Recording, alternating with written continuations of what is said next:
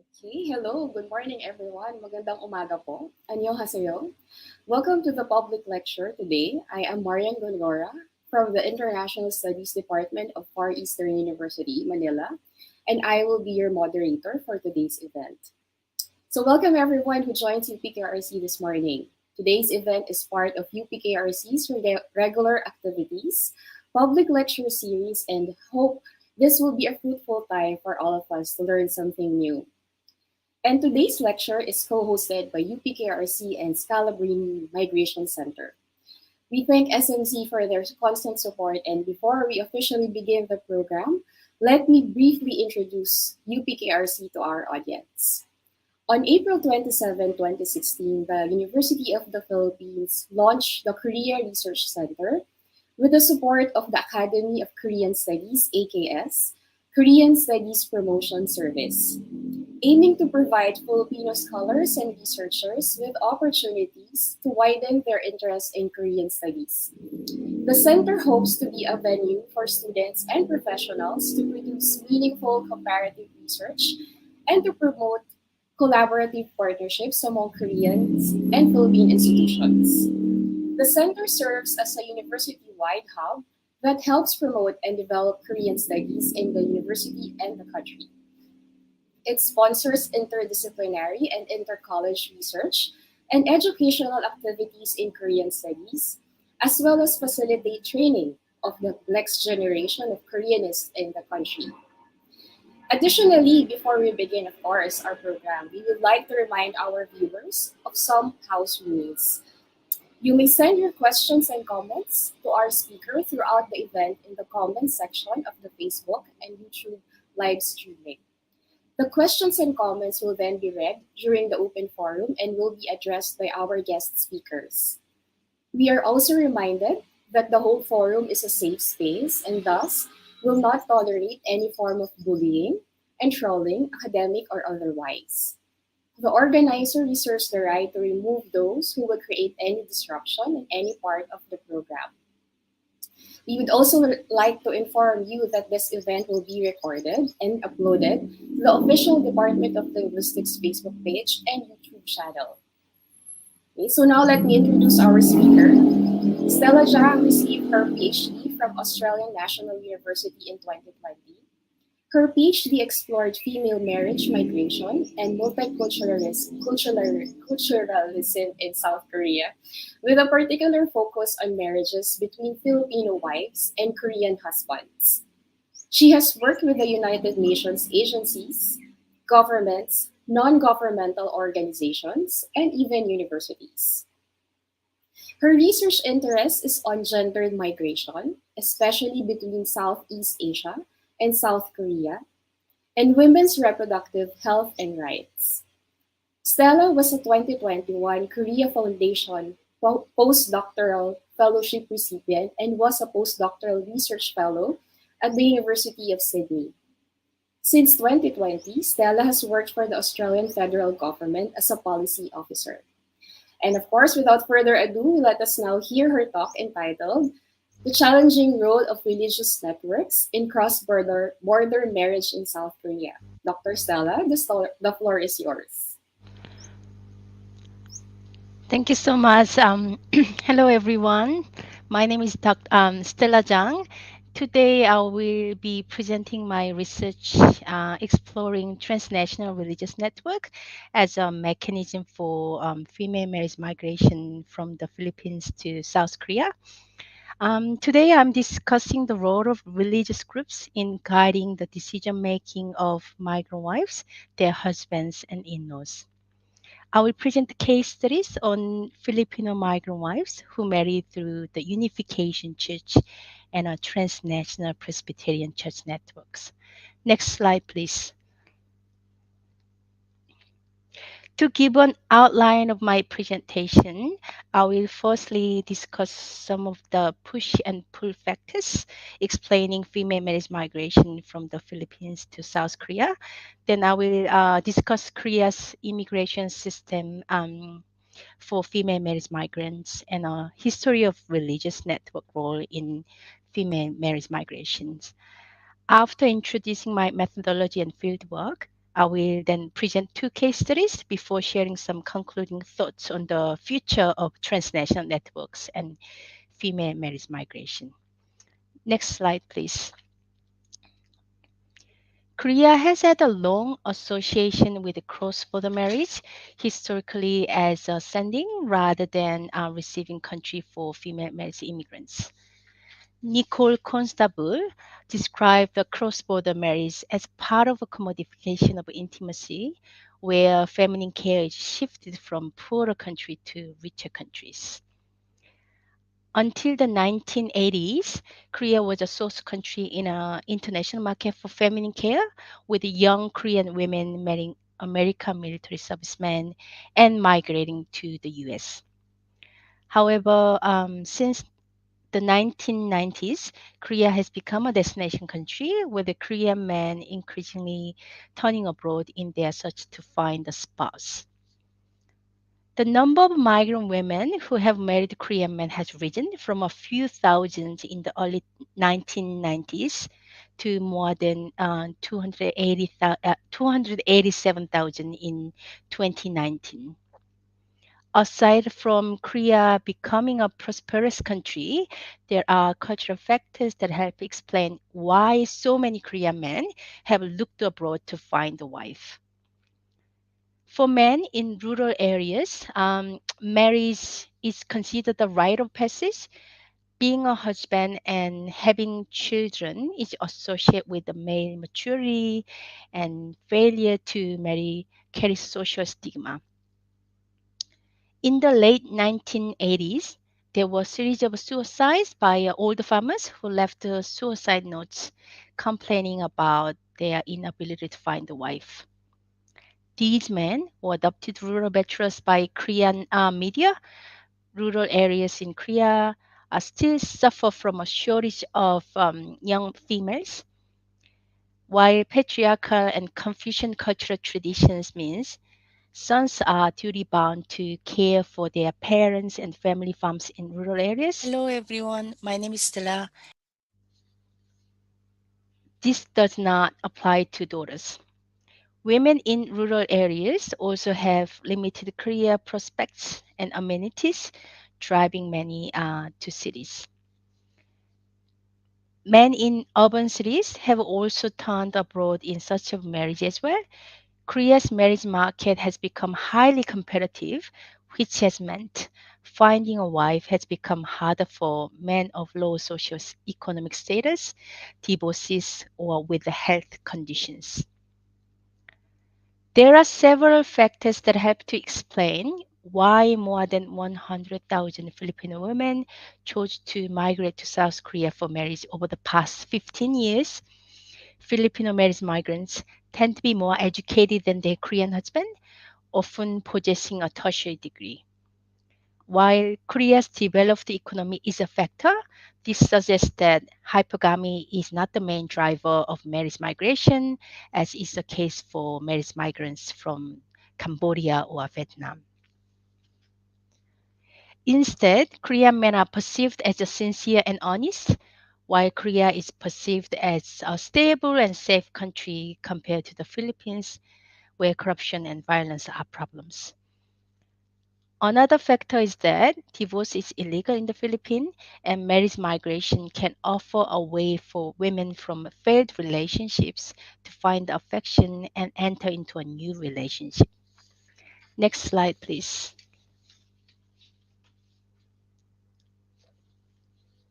The Korean government's approach to migration has evolved since the end of military rule in 1987, transitioning from a restrictive system to one that has seen Korea have the fastest rate of immigration of any country since 1990s.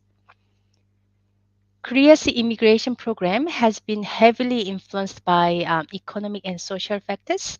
Korea has become increasingly dependent on migrant workers to sustain several vital sectors of the economy, including small and medium enterprises. Korea does not have a large amount of skilled migration.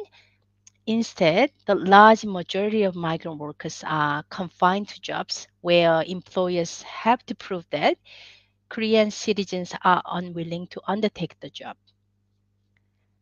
Migrant workers have increasingly filled the jobs that Koreans are no longer willing to do for low rates of pay.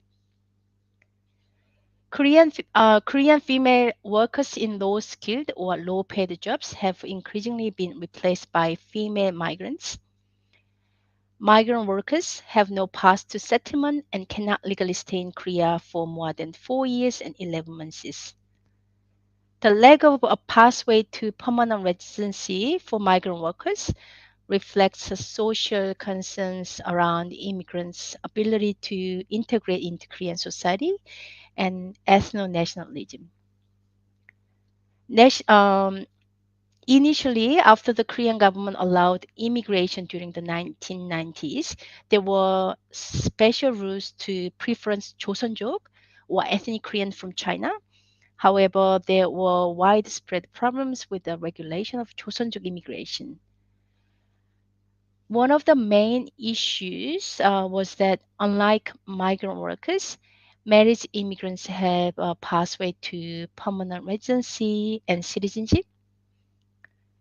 During the 1990s, there were numerous cases of Joseon족 women who would marry primarily as a means of gaining entry to Korea's labor market, which Karen Freeman documented and described this process in a book titled Making and Faking Kinship. Another problem that emerged with the lack of regulation of marriage migration up until the mid 2000s was domestic violence. The Korean government not only had a few rules around the visas, but also very little support and protection for married migrants once they arrive in Korea. As a result, there were alarming stories of domestic violence and highly profitable industry of unscrupulous commercial marriage brokers who would have little regard for the welfare of female marriage migrants. This led to diplomatic tensions as source countries complained to the Korean government about the treatment of their nationals. So several countries banned Korean commercial marriage brokers from operating, and Cambodia even went as far as temporarily banning its citizens from marrying Korean men. Since the mid 2000s, the Korean government has increasingly regulated female marriage migration and rapidly increased support services for female marriage migrants. While in the past it was straightforward and fairly common for a spouse to receive a visa and migrate without being able to speak Korean and then gain citizenship after 2 years residing in Korea, today it is far more complex and lengthy process. Since 2015, a Korean wishing to sponsor a marriage immigrant visa must meet income, character, and other requirements. If the migrant spouse is from a major source country, they must also have a basic level of Korean proficiency and undertake courses that have been described as how to be a good wife training. Next slide, please. Gender, race, class, and fertility are important factors in Korea's approach to female marriage migration. There are several extra criteria that Korean husband sponsors and their wives must satisfy before a spousal visa is issued if the wife is from one of 7 countries deemed by the Korean government as having a higher risk of divorce. So these countries, as you can see, are Cambodia, China, Mongolia, the Philippines, Thailand, Uzbekistan, and Vietnam. Prior to receiving a spouse visa, female marriage migrants are required to undertake marriage guidance program that have been described as how to be a good wife training. Female marriage migrants from these countries must complete courses in the Korean language unless their husband can speak their language or prove they have a common language to share. Korean husbands sponsoring a spouse visa are also required to complete an international marriage guidance program before their spouse can receive a visa.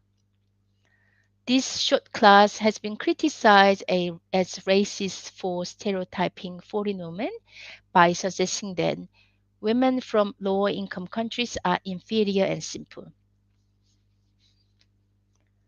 Another criteria that a Korean husband must satisfy to sponsor a spouse visa is proof that they have income, wealth, and housing of a certain standards, criteria that targets men of low socioeconomic status. However, all these requirements can be exempted if the couple has a child together, incentivizing couples to have children as it makes it easier to obtain an entry visa and residency.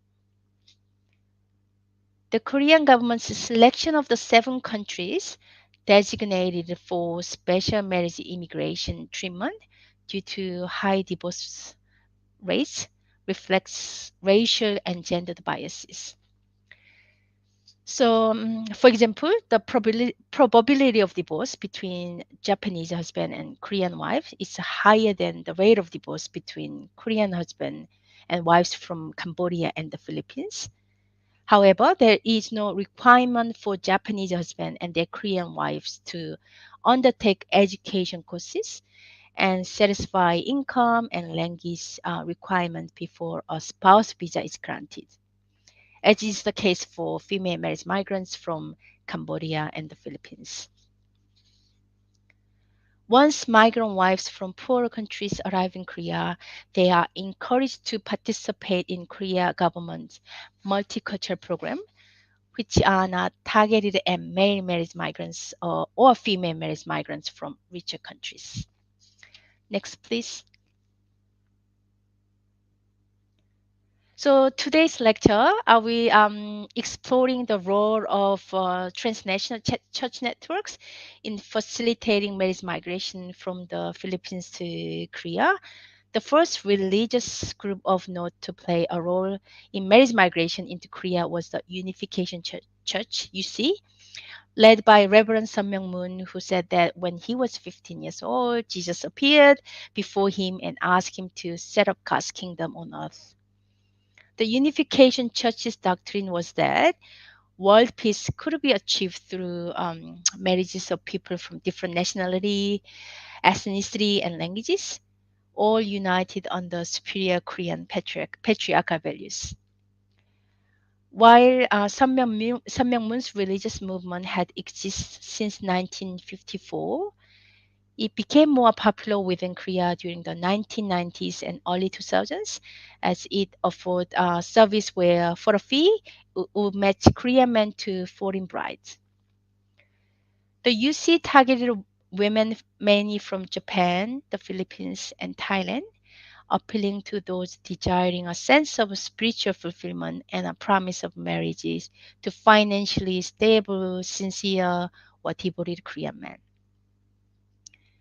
In reality, Korean men of lower socioeconomic status or with disability who could not find a bride would often turn into the Unification Church as the last resort.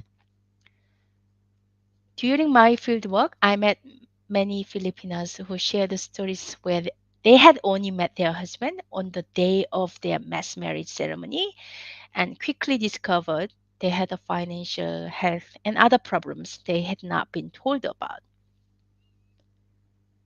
During the 1990s and 2000s, many Korean husbands and Filipino wives left the UC shortly after marriage, and the popularity of the UC fell sharply within Korea and the Philippines.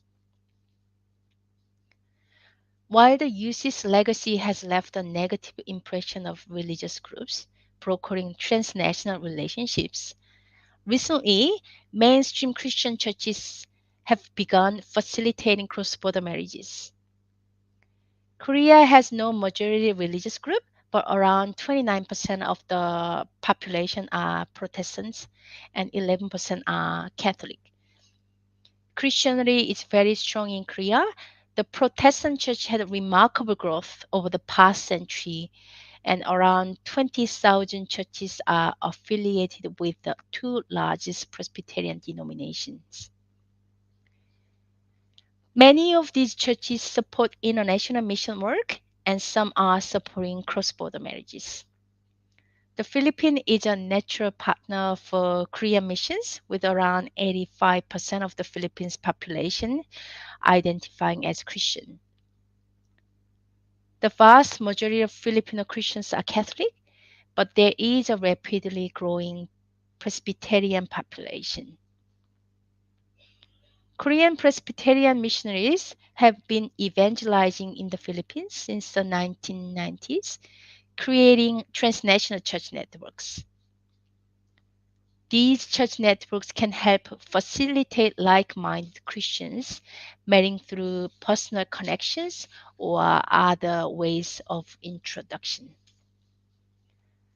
A Christian union is reassuring for Filipinos opting to marry Korean men they do not know well, but can be reassured of a common faith, while Korean men are reassured by the piety and devotion of Filipinos to a shared belief system. For Korean families and bachelors who struggle to find a bride, mission trips can provide an opportunity to screen potential wives. Missionary operations provide a context for Filipinos and Korean men to meet each other naturally without the mediating influence of a marriage brokers, motivated by money or acting in the best interest of the only one party. Rather, an impartial pastor acting in God's interest appeals to Korean men, especially those desiring a modest and chaste bride. Next, please.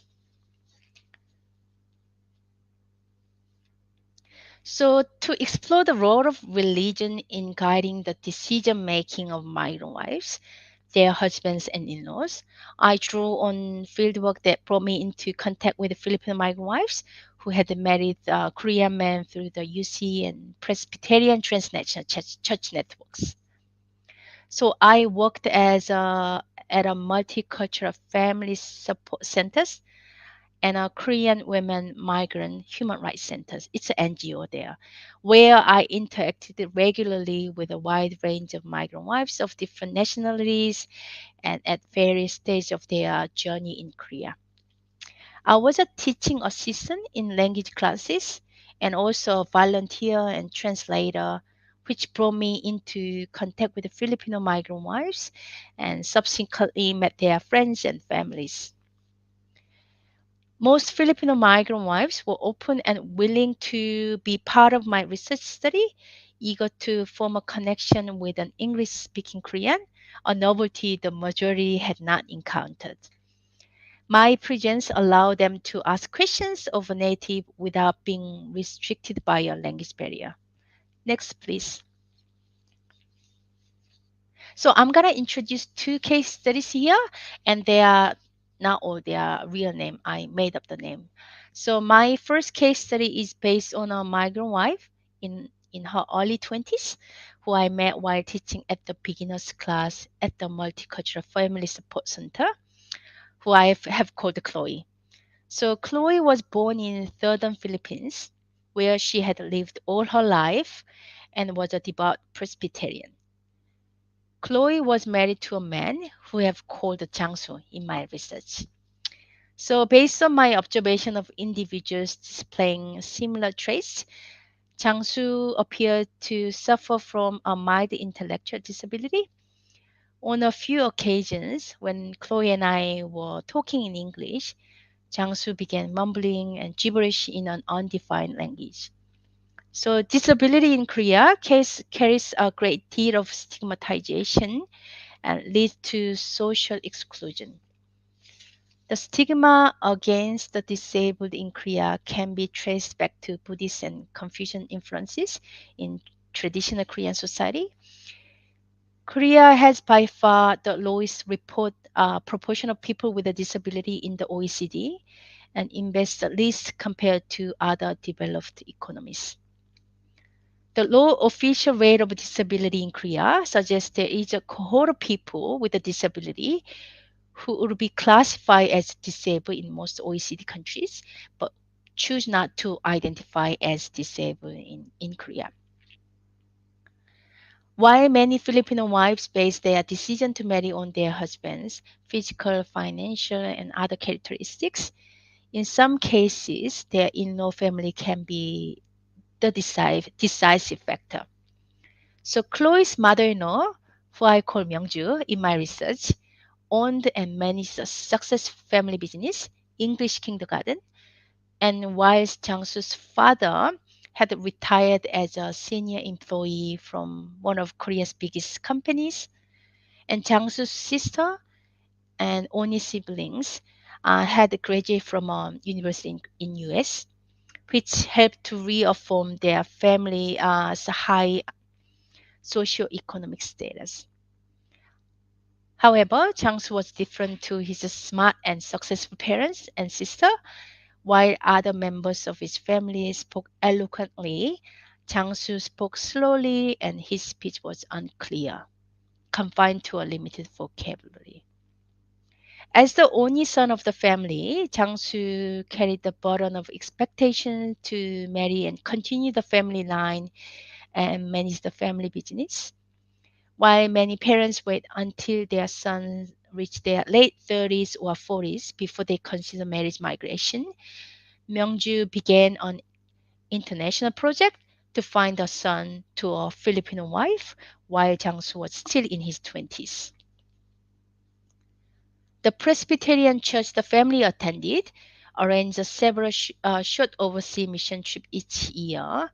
Church members travel to developing countries to participate in the work of partner churches, perform Korean songs and dance, hand over gifts from Korea, and providing donations. After her first mission trip to the Philippines, Myungju had decided that a Filipina was the right choice for Jangsu. She had been impressed that most of the Filipinos she met spoke English and were pious. An educated Filipina could not only be a wife for Jangsu, but also play a role in the family business, as university educated Filipinos are considered qualified to be an English teacher in Korea. After visiting the southern Philippines for a mission trip without her family, Myungji was impressed by one of the churches and its congregation, deciding to become a sponsor. She began regularly visiting that church with her husband through mission trips. Over time, they became comfortable and familiar with the congregation. Eventually, Myungju and husband asked the local pastor to introduce a good girl for Jangsu. Myungju was introduced Chloe, who came recommended by the pastor. Chloe had graduated from the university, spoke English fluently at a native speaker level, and had a pale skin tone due to Spanish ancestry. She was a devoted church member and had a stable family background. The pastor introduced Chloe's parents to Myungju and her husband. This reassured both parties, with Myungju and husband believing they were choosing the right woman, while Chloe's parents were comfortable with providing their blessing for Chloe to marry and migrate. Chloe and Changsu met for the first time in the southern Philippines. Until this point, their relationship had been solely determined by Changsu's parents and Chloe's pastor. After very brief courtship, they became engaged and married. For Jiangsu, the decision to marry was easy. His life had been managed by his parents, and this was an opportunity to build his own family. He was an obedient son who listened to his parents, trusting their guidance and judgment. Chloe was also guided by others in her decision to marry. She had been open to the idea of marrying a foreigner and trusted the judgment of her parents and pastor, saying she put her faith in them and God. Chloe was the first member of her congregation to have been matched to Korean through transnational church networks. Her pastor had a partnership to Korean pastors and churches, but until Chloe and Jangsu, these relationships had not involved matchmaking. Shortly after getting married, Chloe fell pregnant and had a child. Christianity was crucial to Chloe. After migrating to Korea, church was an important part of her life. She described to members from her Bible study group that because God had provided the gift of a Korean family to her, as a follower of Jesus, it was her obligation to embrace and love them under any circumstances. Attending the family church allowed Chloe to connect with the community group and her in laws' extended family and friends. Observing her in laws within the church helped Chloe to learn about their social position and understand where they came from. The church also allowed her to have a social network outside of the migrant wives community and immediate family, which was rare among the migrant wives I met during my fieldwork. The sense of common purpose connecting Chloe to other church members also helped to overcome their language barrier. Christianity enabled Chloe to endure challenges with her in-law family and overlook the issues with Jangsu.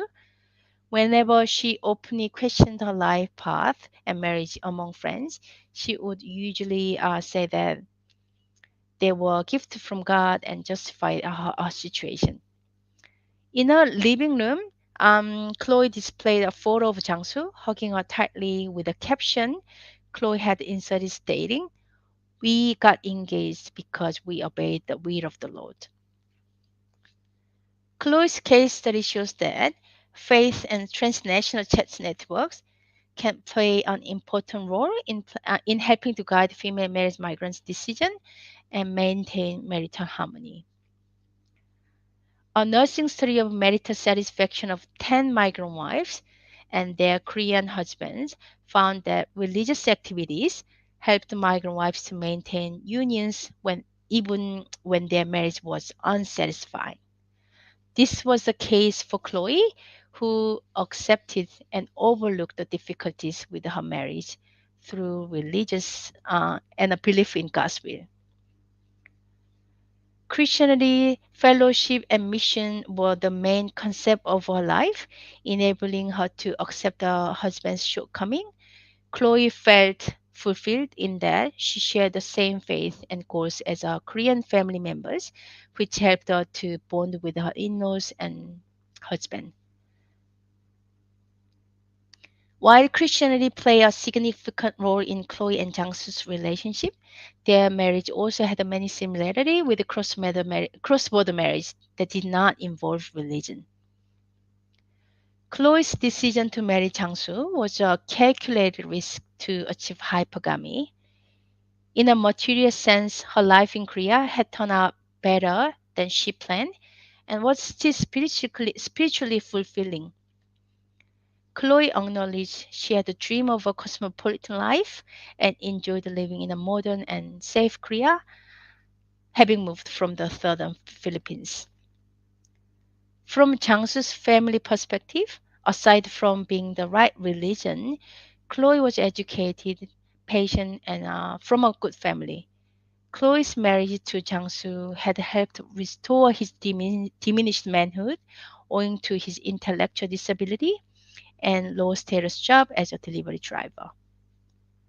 While Chloe felt Myungju treated her like a daughter, Myungji preferred to control Chloe's spending choices, plans, and schedule. She had the power to lead Chloe's new journey in Korea, including who was permitted inside and outside of Chloe's social circle as they drove her to and from appointments, monitored her spending, and ate with her every evening. During my fieldwork, Chloe, willing to surrender her autonomy to Myungju, whom she viewed as a role model, Chloe rarely expressed any resentment over the control in her in-laws exerted over her or Jangsu, instead portraying herself as blessed to have such nice in-laws. Myungju had carefully considered her approach in finding Jangsu's wife, choosing not to wait until her son was old and less appealing, instead benefiting from the growth of cross-border marriages and church networks between Korea and the Philippines. For Jiangsu, visiting the Philippines to find a wife was full of adventure and possibility. He was normally not allowed to venture beyond his city limit, but was provided the extraordinary experience of having a holiday in the Philippines. This experience himself a taste of the fact that there was more to life than the narrow part of Korea he was normally confined to, and exposing him to the best tourist side of the Philippines. Myungju had wanted to show her son that life could hold more possibility if he had a wife who could manage and guide him. Myungju's intention to secure the future of Jiangsu and the family business reflects the motivation of many mothers who organize their sons' cross-border marriages. Next one, please.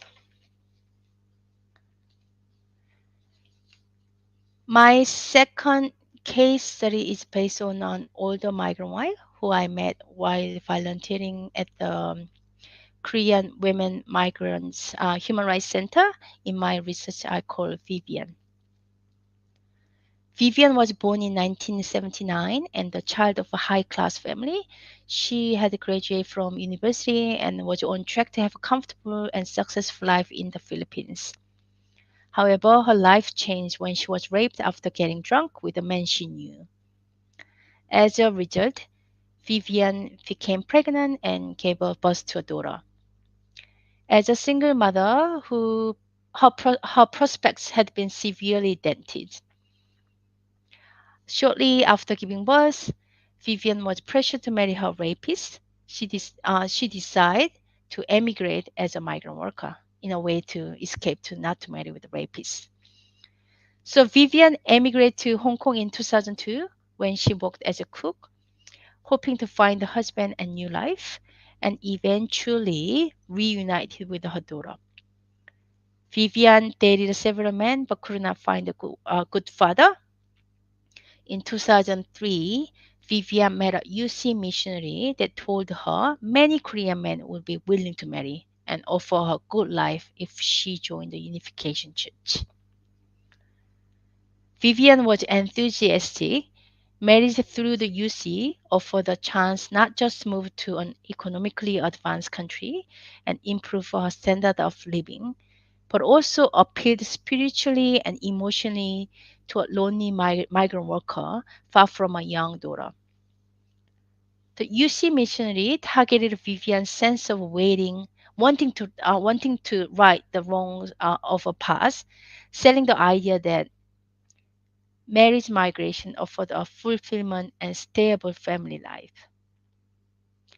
Becoming a migrant wife also meant acceptance and inclusion from a host society, or a way out from the exclusion and temporary life of being a migrant wife in Hong Kong.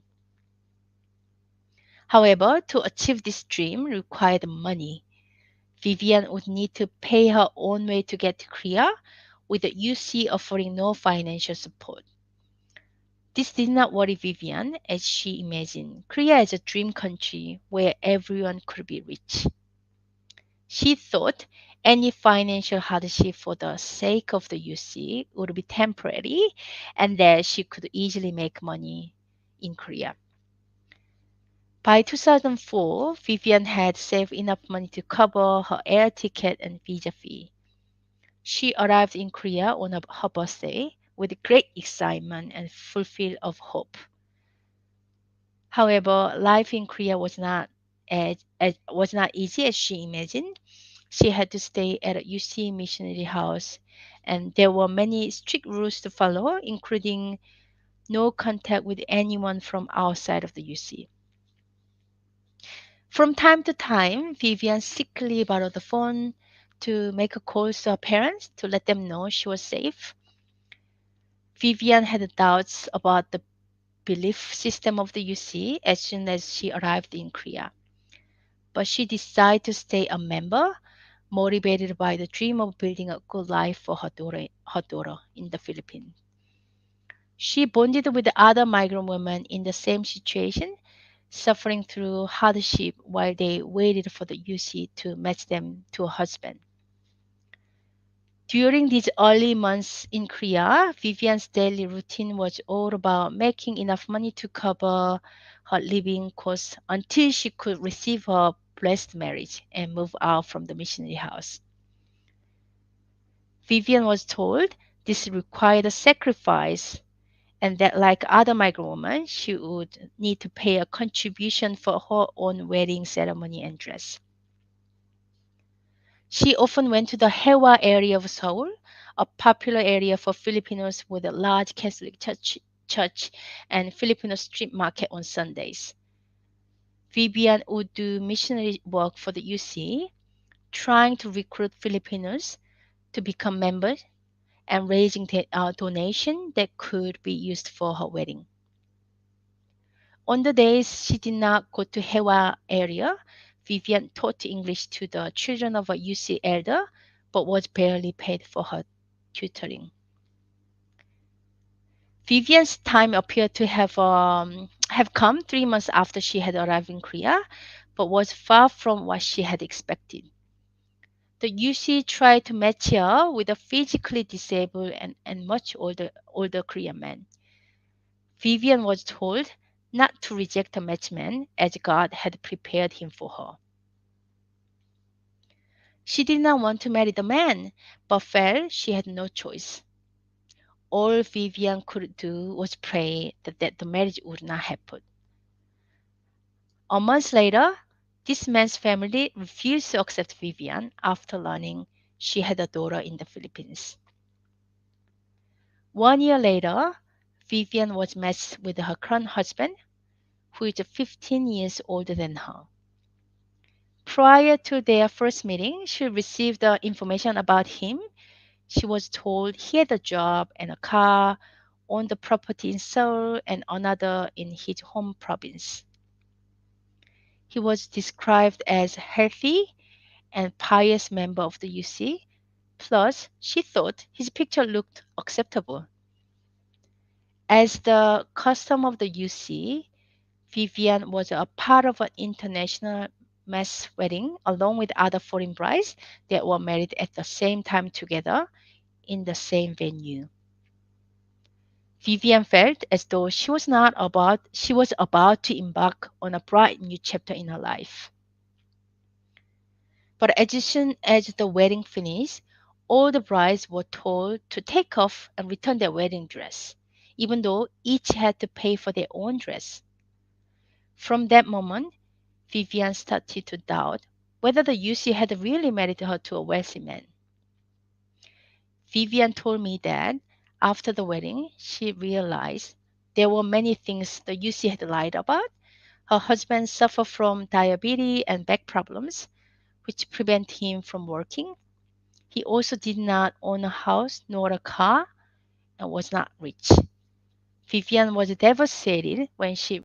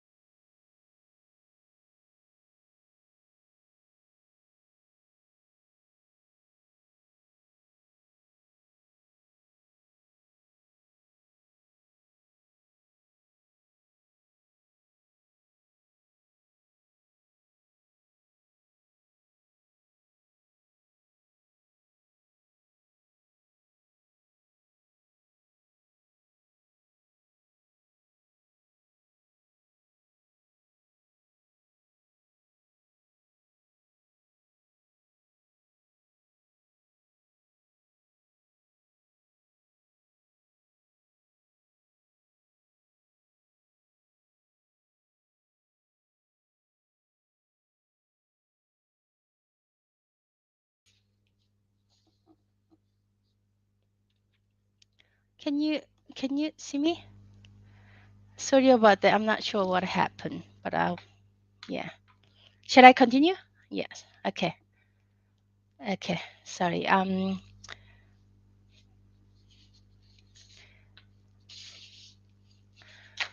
right, I will continue. So in the end, Vivian was never able to reunite with her daughter in the Philippines.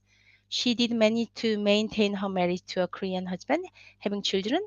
However, life was a struggle for many years, having to engage in difficult agricultural work to support her husband's family and her Korean children.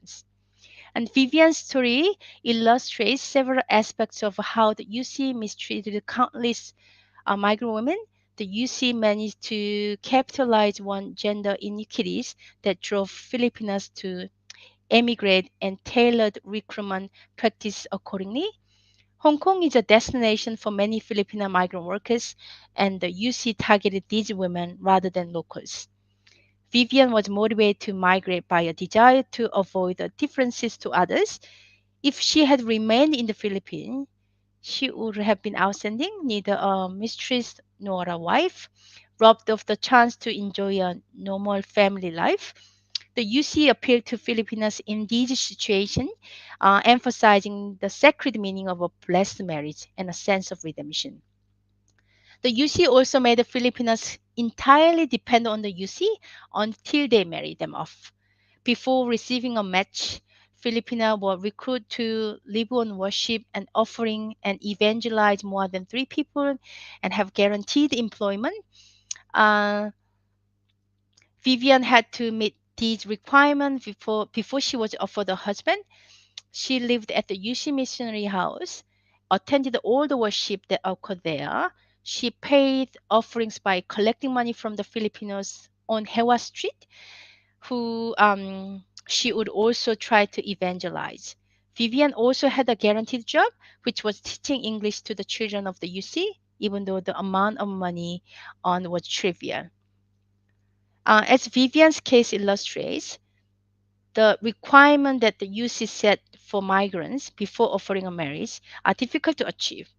While it was relatively easy for men to join the UC, have a choice over who they marry. Filipinas had no control whatsoever, but were utterly dependent on the UC and the Korean men. Unsurprisingly, the UC's reputation in Korea and the Philippines has been tarnished, partially in response to allegations of human trafficking. The Korean government made it very difficult for religious groups to broker transnational marriages. It would be very difficult for religious group to bring Vivian to Korean today. Last, please. So the future of Christian marriage migration is uncertain, given Korean immigration rules are making more difficult for Koreans to marry foreigners who do not speak the same language. While there are some parallels between the UC and Christian brokered marriage in that religious leaders are matchmakers, it is less likely that Christian marriage will end in divorce or couples abandon their religion after marriage as occurred in the UC. Chloe, Jangsu, and their families had all been baptized and were committed Christians established in their churches, which was very different to the UC, where men could join, pay a fee, and be immediately matched to a wife. Another key difference between Christian and the UC brokered marriage was that Filipinos were able to make choices and had control over the outcome of their engagement and decision to marry. Unlike migrant wives who married through the UC and were misled about many things relating to their spouse, Chloe was aware and informed of what she was getting into before marrying. Chloe knew Jang's was slow through several meetings in her hometown prior to marriage. While ostensibly faith-driven marriages, Chloe's decision to marry was also economically motivated. The World Bank notes that agency can be understood as a process through which women and men use their endowments and take advantage of economic opportunities to achieve desired outcomes. So Chloe used her endowments, being sufficiently young, fertile, and pious, to achieve financial security through cross-border marriage to be a desired country where many of their Filipino friends wished to migrate. Chloe's marriage also helped to support her family in the Philippines.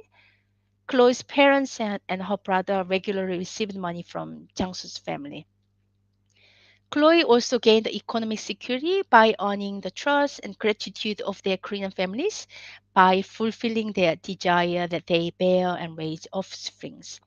So extending the family line enhanced the masculinity and status of their husband while elevating their mother-in-law's responsibility to care for sons who in Korean society are not considered adults until they had a family of their own.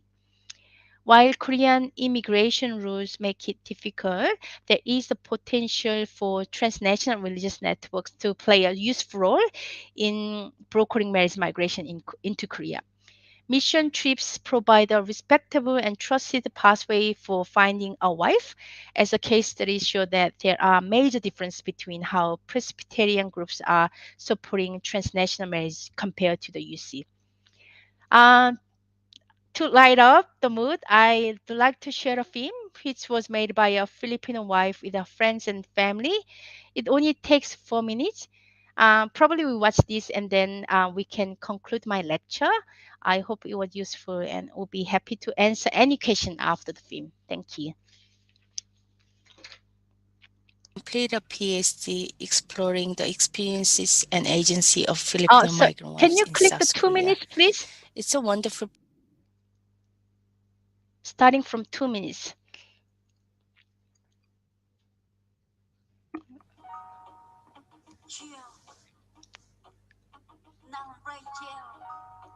Come on. 필리핀에서 왔어. 한국으로 신이 왔어. Yeah. Come on, come on. 나 부른다. 노래 부른다. Come on, come on, come on. 들어봐, 들어봐, 들어봐. 내 노래를 들어봐, 들어봐. 들어봐, 들어봐, 들어봐. 내 노래를 들어봐, 들어봐. 들어봐, 들어봐, 들어봐. 내 노래를 들어봐, 들어봐. 들어봐, 들어봐, 들어봐. 발전 있는 내 노래 끝까지 들어봐. 한국이 겨우 12개월. 너는 울고 있겠지만 나는 울고 있어. 쓸데없는 걱정하지 마. 한국말, 한국 문화 난 몰라. 어떻게 아기 키우는지 난 몰라. 아니. 내겐 내가 있으니까 괜찮아. 고향 생각나서 찾아간 필리핀 시장 보양식 발롯을 사왔지만 이게 뭐야. 이런 흉한 건 먹지 마. 먹고 싶은 거단 말해 사줄게. 입고 싶은 거단 말해 사줄게. 아니 그냥 하는 말이니까 믿지 마. 왜 이제야 나는 외국인이야. 나의 외로움을 몰라. 넌 진짜 나를 몰라. 이제 혼자가 아니야. 더 이상 외톨이가 아니야. 그래 맞아 내 딸이 맞아. 내게도 내 편이 생겼어. 어느새 10년이 지났어. 우리 딸내미 공개 수업 있다는데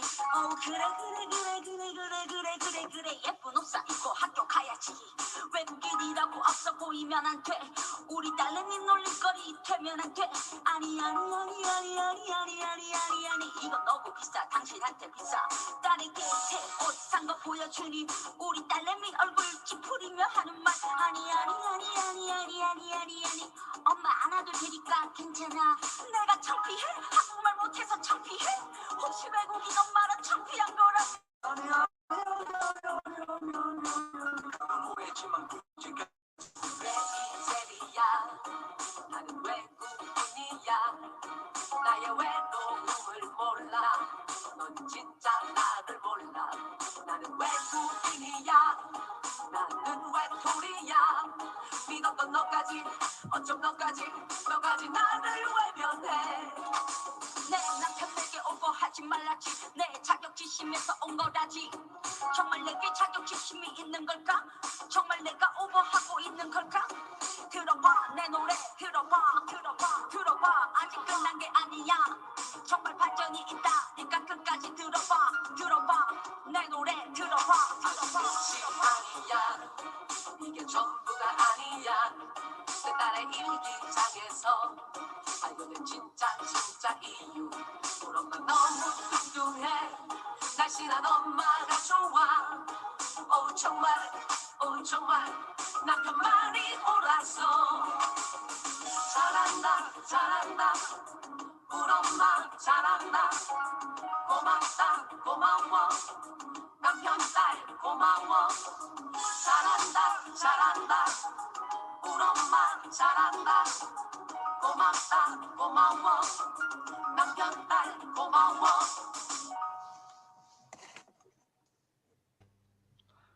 That's all. Thank you. All right. Thank you very much, Dr. Stella, for a very insightful talk.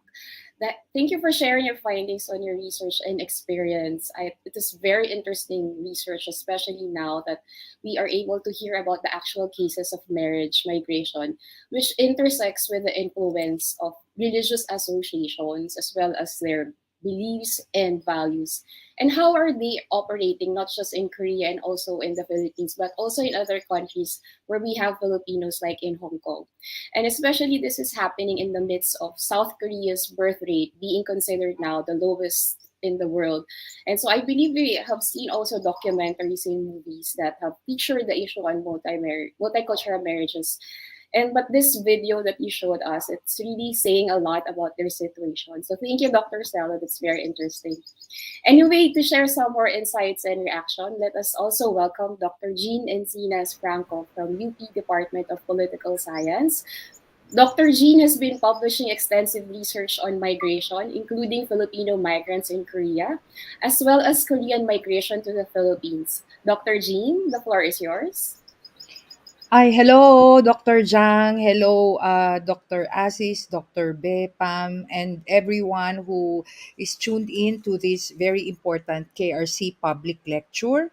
Thank you, Dr. Jang, for your very interesting presentation. It's informative, and because it's qualitative, we have really you have really presented thick descriptions of the two cases.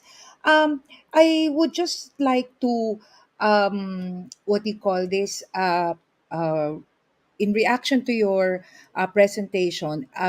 What came to my mind is that indeed marriage migration or recruitment of marriage migrants has actually become uh, globalized, and this is being assisted by what you would call as transnational religious networks such as the Presbyterian Church and the Unification Church, which I think is still active, if I'm not mistaken, in Korea and in other parts of the world, but they have been sort of become a culprit in fake marriages or marriages with false promises. So, in a way, transnational religious networks are and marriage migration seem to be in a symbiotic relationship, in the sense that through marriage migration, religious networks are able to expand their membership. And please correct me if I'm wrong. This is what I got from the presentation. But on the other hand, um, uh, recruitment, they help in recruiting marriage migrants for South Korea. And in effect, as you have presented, that there's a marriage migrant from Hong Kong that was recruited in Hong Kong, then in a way it skirts the ban on marriage brokering in the Philippines, because in the Philippines, marriage brokering through commercial brokers is banned by another law and is considered trafficking by our anti-trafficking law. So we're very strict about that. But I also think that the way it's operating, especially transnational religious networks such as the Presbyterian Church, are finding ways to sort of circumvent or get away from the ban. There's and the one thing also that is coming out of the case studies is that increasingly Filipino women, and also Southeast Asian women for that matter, are taking on the roles that South Korean women are no longer happy to take on, such as marrying Korean men, and also marrying Korean men with disabilities, and also not to marry at all, because that has been the case from the data that I get from Korea. I have questions though with regard to the data on. You said that there are already 100,000 Filipino women marriage migrants in Korea. Is this correct? Thanks so much.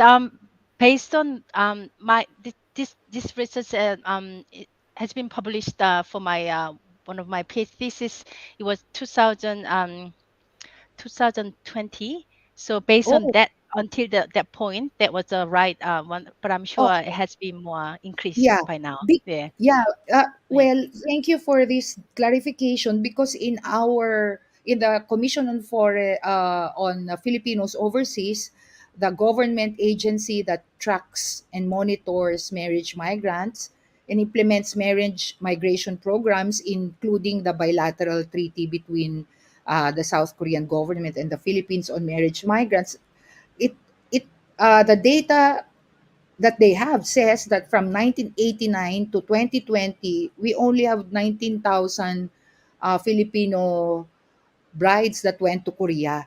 But of course, mm, I understand that some probably were recruited in other parts of the world to skirt yeah, the ban that was in place since the two laws were approved by Philippine Congress. Um, yeah, so it means that some marriage migrants, in fact, many Filipino marriage migrants are no longer registering in our in the Commission on Filipinos overseas. But then again, if they go back to Korea and if they renew their passports, then they would need to undergo the pre-departure orientation programs that the Philippine government organizes. Okay.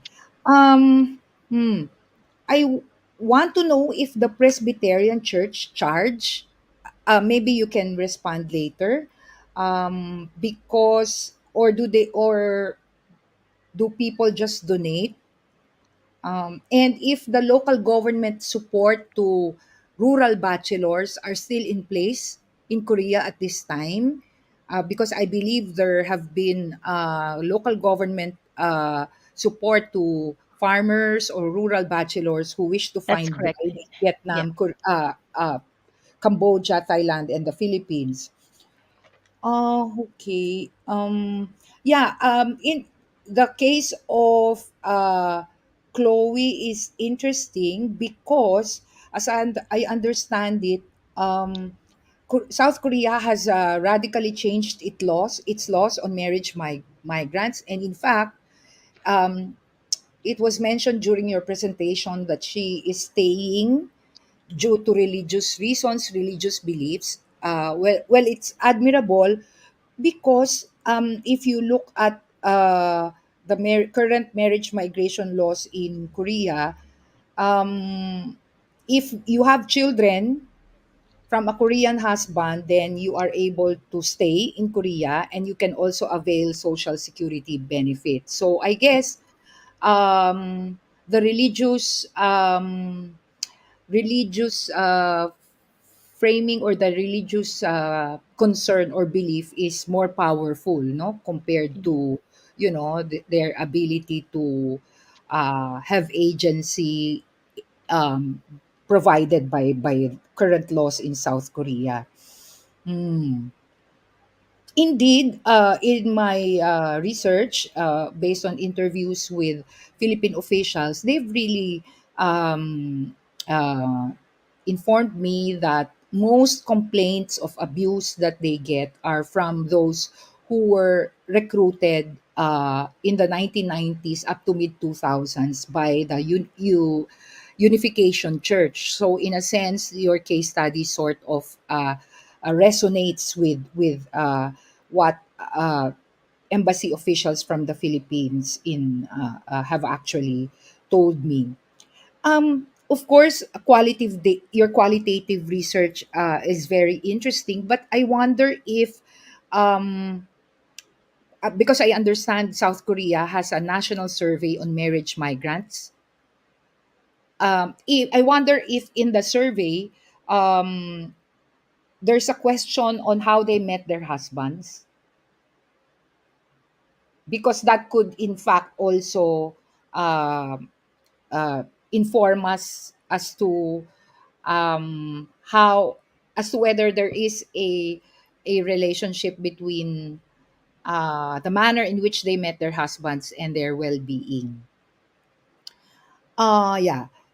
Lastly, I wonder who made the video. Yeah, and is it being promoted? Is it sanctioned by any government?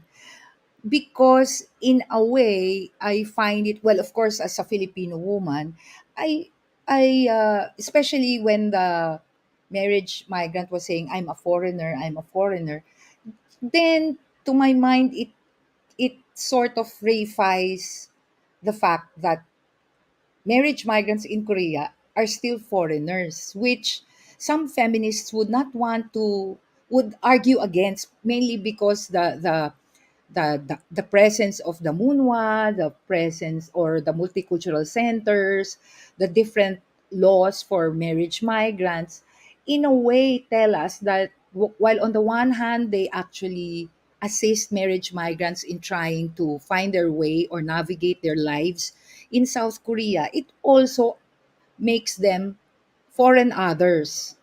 So the video somehow um, tries to reify that. So that's just my take. Thank you so much, Dr. Jang.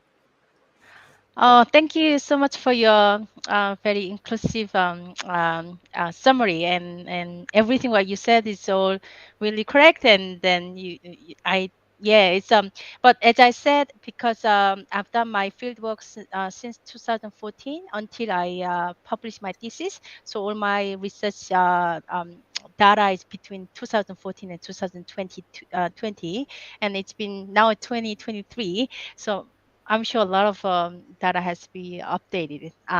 But I've Mm, done interviewed 298 people when I was doing my field work, and then it was quite lengthy process. And as you mentioned, in 1990 and 2000, a lot of Filipino women came to Korea through the Unification Church. They mm, uh, they there's a good things, bad things, because when they arrive in Korea, there were not many migrants there, so they were easily receive the permanent residency and citizenship without their language mm, ability. But they suffer from lots of discrimination, as you can see from the video. A lot of people call them foreigner, and then one of the wife told me when she went to the like local market, people just looking mm, at her, and then sometimes they just bump into the wall because she looks quite outstanding and exotic. But Chloe's case, she migrated when she was 2015, so pretty relatively young, and she's young generation. So mm, nowadays people don't really marry through the Unification Church because, as you know, there's internet and they all got information. So what happened? Their older sisters were cousins, and mm, ate moved to the mm, Philippines, and their marriage wasn't really happy. So mm, the Unification Church marriage system sort of becomes a fade away, and mm, then lots of Filipinos, due to because they can speak English, they meet up with the chatting room, or as I introduced, mm, religious groups. That's how they met mm, and they marry. It's more a natural way. mm, Um, and for the donation for the money, as you can see, Myungju, she's quite mm, rich family, so they made a quite a donation in mm, uh, the Cebu church. They when the Chloe comes from Davao City. So when she was mm, there, they did a lot of donation, and also they made a like agreement. They will send the regular donation as a part of this agreement. So they don't have clearly, I give you money, therefore I am buying your lady from the locals, but I am doing a donation in a goodwill, and Yeah, that's one of the things. And also, Mm-mm. you mentioned about when you have children, they could get away from the marriage. So Mm-mm. after Chloe and Jangsu's marriage has been successful, there was another following of the marriage happened. So second marriage in the same church with the same congregation. Their Mm-mm. case, when the man came to Davao City, Mm-mm. they had a courtship and they were pregnant. So without any sharing a common language, the lady could come to Korea right away, and then there Mm-mm. she could exempt to all kind of requirement because Mm-mm. they their children together. And also, you mentioned about the mother can stay Korea legally because of as a guidance. Um, because you have your own children, that it doesn't matter your marriage or you divorce, you can still stay Korea until the child turn into 18 years old. So that could be a different one. Did I cover everything? Oh, another one about the movie. There was the one is my last presentation that I sent to Pamela, but I was in hurry for the timing, and so probably didn't show the last presentation. But it came from 2012. I actually attended this multicultural movie academy. It's called A Song You Probably Wouldn't Want to Listen to, but you should. And I really like this movie because I interviewed these women when they the show on the film, and they are the only Filipinos actually won the prize. So it's I think run by a Seoul local government, and then they were increasing migrants to learn about the skills. So this Filipinos, they made this video, and I thought it's quite a good things. After this 2012 movie, another nothing has come up, so I keep using the same movie again, again, again. Mm-hmm. I hope I answered everything. Yeah, yeah. Thank you. Thank you. Perhaps, Marian, there are questions? All right. Thank you, Dr. Jean. Thank you, Dr. Zhang, also for your for answering Dr. Jean's questions. I think it was in the early 2000 when the concept of multicultural families were promoted by the government, right? And I was also wondering how people were reacting with the video when they watch the video, especially how about other foreigners or even Koreans themselves. I'm really wondering with that. But let me also open the floor for questions from our audience. By the way, you are still tuned in the public lecture co-hosted by UPKRC and Scalabrini Migration Center. But let me also acknowledge the presence of Dr. Marla Asis, the director of Scalabrini Migration Center, who is with us today, and Dr. Kyung-Min Be, OIC director also of UP Korea Research Center. To our audience, questions and comments may be posted on the chat box, and our panels will address them and discuss them further during the open forum. I think there's a question here already. Can I read them already? Let me I would like to express my gratitude for the informative lecture. My name is Yula, a Filipina who is married to a Korean and currently residing in Seoul a decade ago. I completed my master's research titled Migration, leading the multicultural schools in Seoul, known as Jingguchon School, which welcomes children from diverse backgrounds. I am interested in learning more about the church mission in accommodating this matter. Dr. Jan, Dr. Jean, would you like to address that question or that comment on that?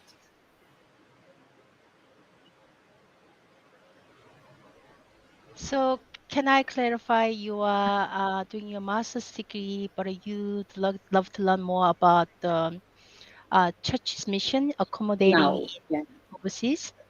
I think the what the Presbyterian Church is doing now, especially with the concept of the Jingguchan school. Yeah, I don't know much about Jiguchun School, so I'm sorry I can't really explain you much about Jiguchun School because yeah, I don't have any information about that. Okay. So while waiting for questions from our audience, let me also ask some question. I remember I just want to share. I remember one of my friend who married also a Korean. She was asked by the Korean government before to help in improving the situation, and she shared that in the interview, she shared with the government that there is also a need for the Korean men themselves to learn about the culture of the foreign spouse, because in the program, what happens is that the foreign woman, the foreign spouse, is the one who has to learn Korean, and they have to pass the language exam and all, and even the culture. And of course, but what about the question is, what about the case of the Korean men? Are they also willing to learn about the culture of the spouse? I think that's where the gap is happening. We see this gap in the case of the program. Okay. And anyway, we have a question here from Miss Angeline Arguelles. Good afternoon. Are there laws that protect marriage migrants, such as from domestic violence? So until 2015, as I briefly introduced, and also Dr. Jim mentioned, a local government, they are the one promoting to bring the migrant wives into local area, because a lot of farmers and fishermen, they couldn't find wife locally, and they kill themselves. So it becomes a big issues. And then local government, they bring the Chosun족 women from northern part of China who have a ethnic background of Korean. They came and live with Korean family, and then after the commercial marriage broke us early 2000, they jumped in and they brought lots of women from Southeast Asia. And there was no clear regulation. So there are lots of problems. And 2007, um, a lot of media happening. But in 2007, there's a very young lady from Vietnam. She's only 18 and 19 years old. When she arrived Korea, within 7 days, she got killed by mental disability men. Um, Mhm. so there were lots of cases women got domestic violence and they got killed, and all the news has come up.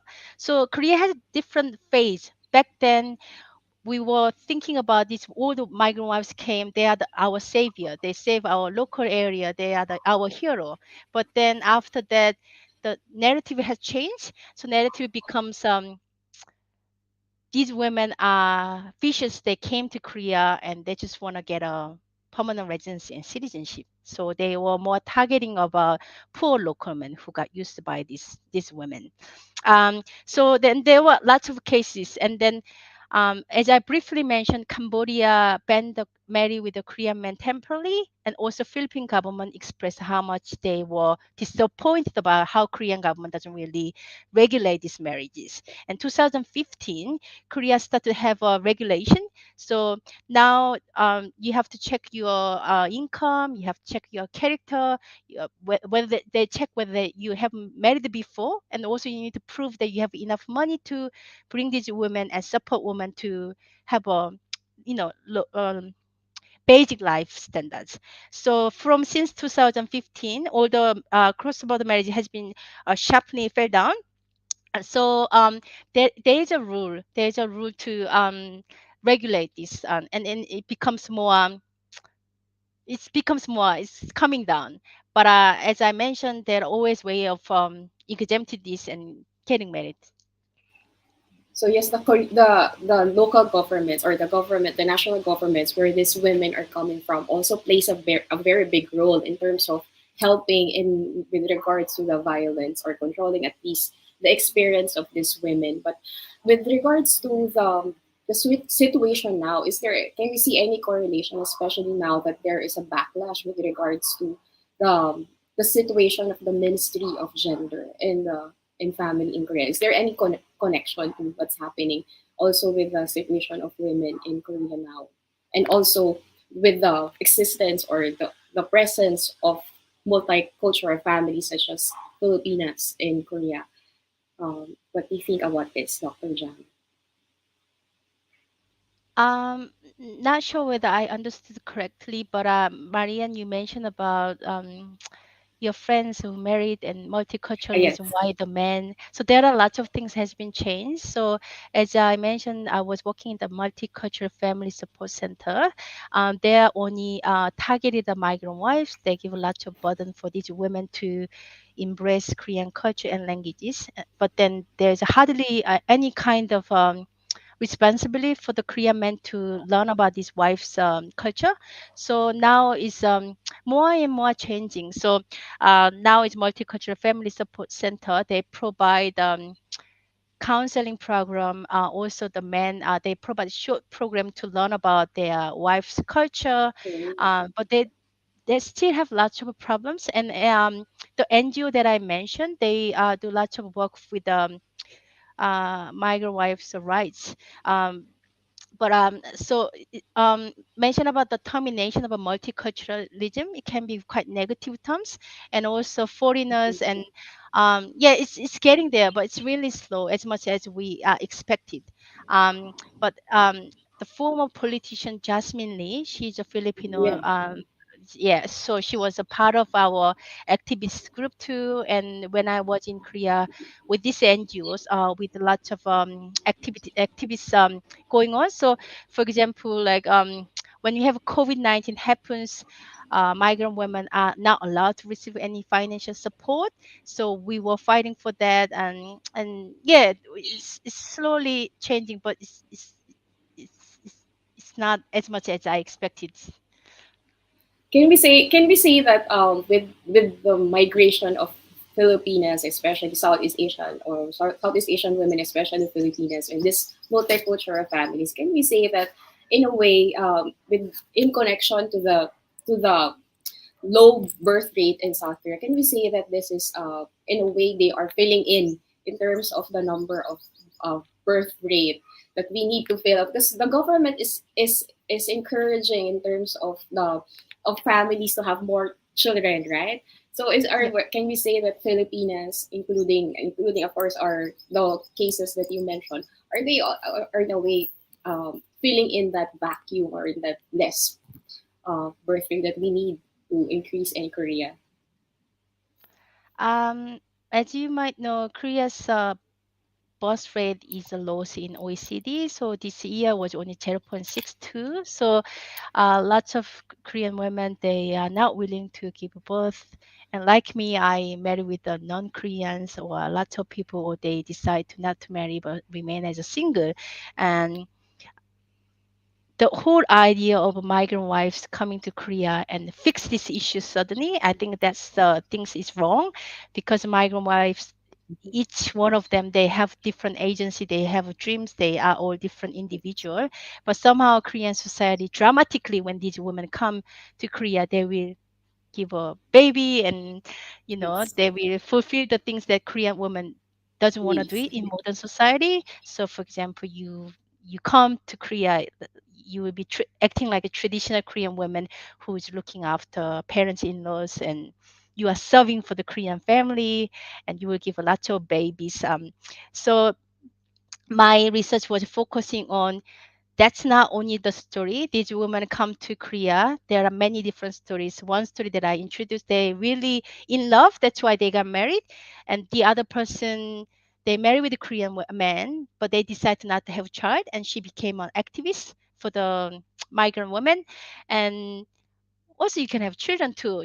So it's I really do want Korean government not to focus on these women. They are come here and they will solve the aging issues. They will make a children, and they will be, helping us as a country, to maintain it as a Korea society. That was my message that I wanted to deliver. Yes. Actually, I think in the documentaries before, like the multicultural documentaries, they usually would try to see to show this women that they are able to integrate successfully in the Korean society, that they are now good in speaking in Korean, they are now cooking Korean food. Do they still call it as a good wife training until now? Yeah. Yeah, that's right. Yeah, they're still calling it a good Until wife now? training. Yeah, and it's really lame. So the Multicultural Family Support Center for the beginners class, when they came, Mhm. they're not allowed to speak Korean, but they don't have any language background, so they're quite limited to communicate. They have lots of class they provide. It's cooking class. So the cooking class, they teach how to make a side dish and main Mhm. dish and rice to serve their in-laws and Korean Yeah. husband. And of course, cultural language, how to bow down to the elders and Mhm. ancestors, and all of the class. And then these instructors, their teachers are pretty old, over 50 years old women.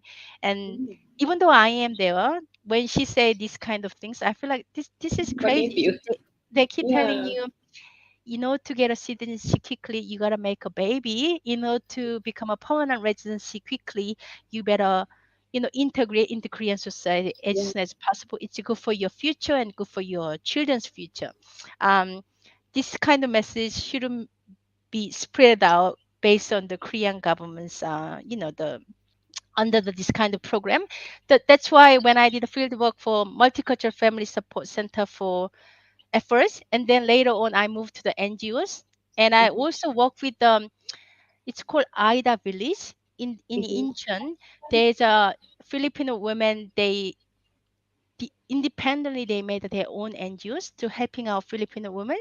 So I was working with them, and that they are sending a different message. They keep saying, um, you came here with your dream, and then we are here to help you. I've been here for over 20 years. If you have anything, I'll be here to help you. So you can see how this course has been shaped depend on you received a funding from Korea government, and if you are NGOs, if you are running your organization by yourself as a Filipinos. Hey, how about this changing phase of in terms of the situation of women in Korea now? Will this also affect the situation of our marriage migrants or our multicultural families? Especially with the government wants to change even the name of the Ministry of Gender and Family. So will this also affect the situation of the multicultural families, especially even before they have already been experiencing discrimination? Will this add to more discrimination to our multicultural families? Um, can you summarize again? I'm sorry. Because now we hear about the plan of the government to change the Ministry of Gender. And of course, women in Korea now are protesting against this, especially as a backlash of the feminist movement. But will this affect the multicultural families in Korea, especially even before that? We know that they are already experiencing um, discrimination. Will this add or will the discrimination towards them be intensified because of this situation? Um, that's really great question. I hope not. And I really strongly believe that it's getting better, and then our migrant wives and then NGOs, they are raising their voice more and more, and then there are lots of happening in anti-multiculturalism happen, and then there are other issues that it's gonna be concerned, but I don't. I really hope. That's what I can say. I hope it's not really affecting. And yeah. Yes. Okay, so let's hear the two more questions on queue. Can I see the question? The first question from Miss Tome. I am interested in learning. This is the question earlier, I think. The you see about the doctrine of one family, one God. So the Presbyterian doctrine on the matter. I think Oh yeah. this was Okay. already shown earlier. Okay. So Presbyterian one is they wanna share their the message of Jesus, and then this it's quite different with the UC. UC has a Reverend Sambyangmun who Mm-hmm. share their he's a god, and then Korea is the superior country, and we need to have a world peace to marry through all different religions, and we became a harmonized world together. But I think Presbyterian is more like we love Jesus, therefore we need to spread the gospel, and also we need to have share with our belief and our idea with the our neighboring countries. So I think each church they might have a slightly different idea, but they don't have very strong unified idea like you see, but they do have more like that US came to Korea when our country was poor, and then they give us chocolate, they give us a supply, and they also build a hospital, they build a school for us. Now it's our turn to give back to love to where those who are less fortunate. So it's through the marriage. Okay, so let's hear also from Miss Reggie Desena. Do cross-border marriage trends between Korean nationals and brides from developing nations follow the logic of hypergamy? Um, that's not all the cases. Um, so especially for the Filipino woman's case, there are not the many cases for hypergamy. I would say Vietnamese and Cambodia, they might be more in that case because they are not educated. They didn't have they have limited potentials. But Filipinos case, I didn't quite understand sometimes why they are marrying with these Korean men. So one lady, she was a migrant worker in the Malaysia. She had a she made a good money, but then because she working hard as a migrant worker, she passed the age where she feel like she could find a husband. And then when she came to Korea as a migrant worker, she genuinely fell in love with her co-workers who is 8 years younger than her.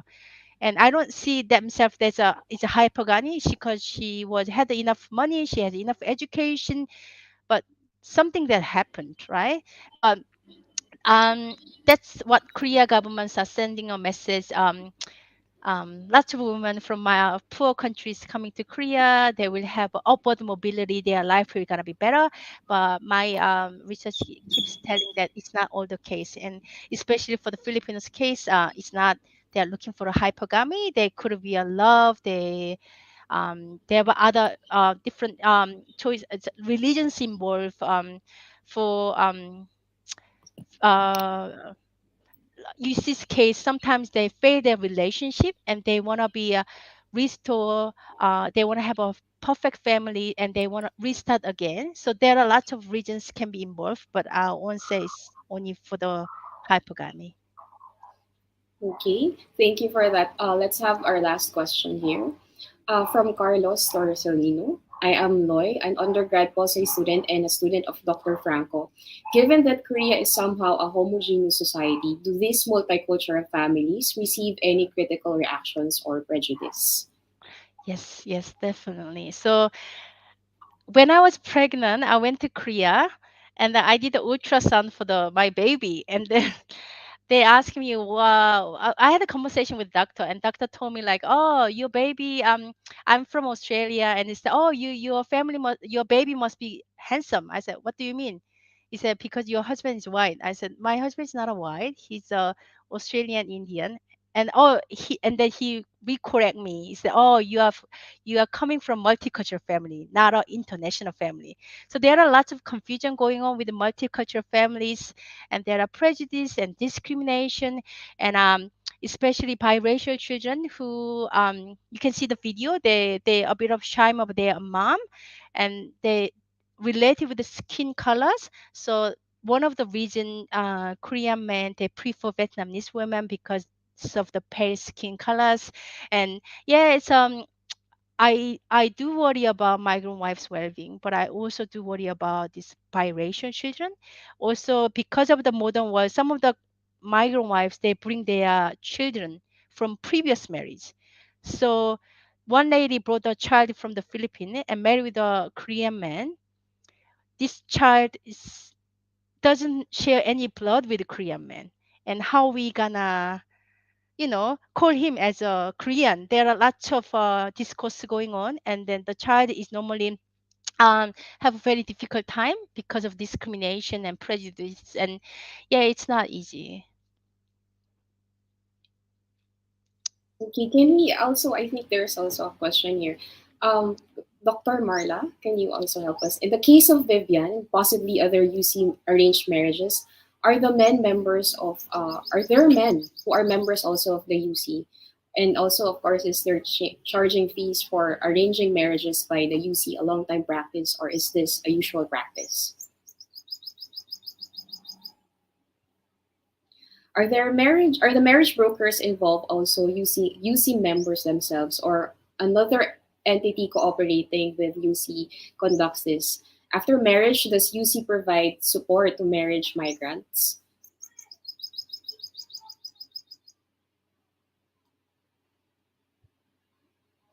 Dr. Marla, would you like to answer also? Okay.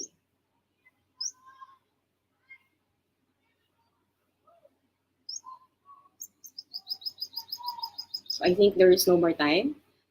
Um, do we still have another question? Okay, Dr. Zhang, would you like to answer that also? Okay. So I I can't represent everyone who got married, but all my research subject who married through the UC, their Korean husband were not member. They just joined to search for their wife, so they have to pay certain fee. So Vivian's case, when she married, she had a lot of difficulties with the husband because the husband's mindset, I paid the UC to buy you.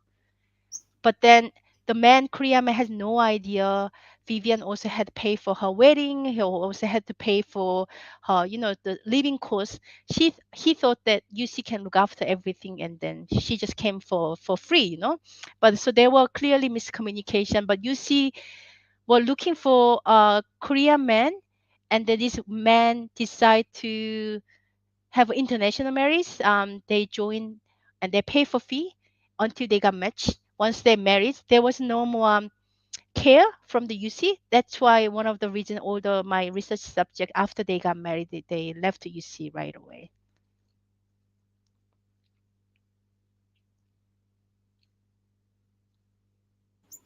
So are there more questions? Wala na. Okay, so of course we are very happy for a very insightful talk this morning. I'm sure everyone who joined us this morning learned a lot. And of course, we would like to thank everyone for their active participation in today's event. Uh, let me uh, let me conclude this morning session with the certificate of appreciation for our guest speaker. Okay. So let me read the citation here. The certificate of appreciation is presented to Dr. Stella Jang, PhD, for serving as a guest speaker or at the UPKRC public lecture, The Changing Role of Religious Networks in Cross-Border Marriage in South Korea, held at the University of the Philippines, Quezon City, Philippines, on this 11th day of May 2023. Signed, Kyung Min Be, PhD, OIC Director of UP Korea Research Center. So let us have give Dr. Stella Jang a virtual round of applause once again. And with that, of course, thank you everyone for joining us this morning. Thank you, Dr. Jang, for sharing your time with us. We know Oh, thanks for you're having very me. busy also. So, and with that, we will formally conclude today's lecture. Thank you everyone for tuning in today, and we hope to announce some ongoing and upcoming activities. Currently, the UPKRC essay contest is still ongoing, and also the handbill call for papers. So please visit our Facebook page for more details. Can we show them the posters?